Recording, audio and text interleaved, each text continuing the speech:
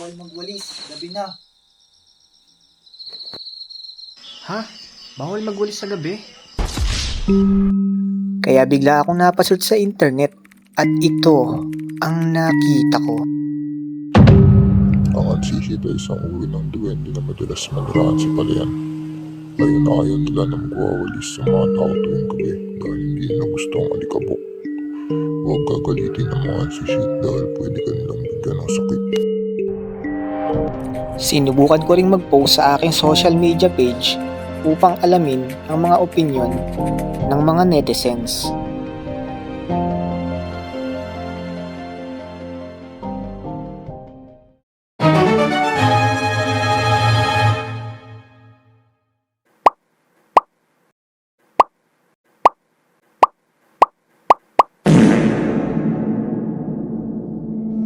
Sa aking mga nabasa ay lalo akong naguluhan.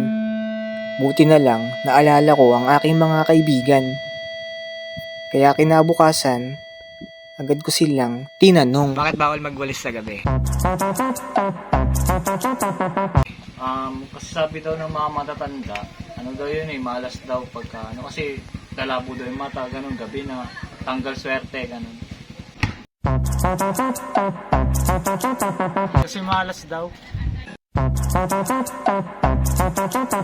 Kasi walang wawalisin. Kasi malas daw. Para sa akin, kasi ang pamahiin ng ibang tao ay bawal magwalis nga ng gabi dahil masama daw. Pero hindi ako naniniwala doon. Dahil ang kamalatan, tao din na may iba. Yun lamang. Hindi pa rin ako satisfied sa kanilang mga sagot. Kaya minabuti ko na rin pumunta sa isang eksperto para magtanong. Ano po ba ang walis at paano ito ginagawa? Ang walis ay isang kagamitang panlinis na karaniwang ginagamit sa ating tahanan o kaya sa kapaligiran. Ito ay yari mula sa iba't ibang bagay o kagamitan, halimbawa ay sa plastic, buhok o hibla ng mais na tinatawag na walis tambo at meron din namang walis tingting na yari sa dahon ng nyog. Mayroon ding iba't ibang pamamaraan upang makalikha ng isang walis. Mayroong moderno o mano-manong pamamaraan.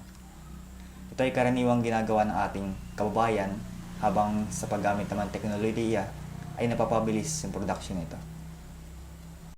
Bakit po ba bawal magwalis sa gabi? Hindi naman talaga bawal magwalis sa gabi. Sa katunayan ay wala pa tayong scientific explanation ukol sa bagay na ganyan. Marahil nasabi nila iyan base sa kanilang karanasan. Halimbawa ay may natutulog na sa gabi, syempre bilang pagrespeto ay huwag ka nang magwalis upang hindi ka makaistorbo at maging maayos ang pakikisama ng bawat isa.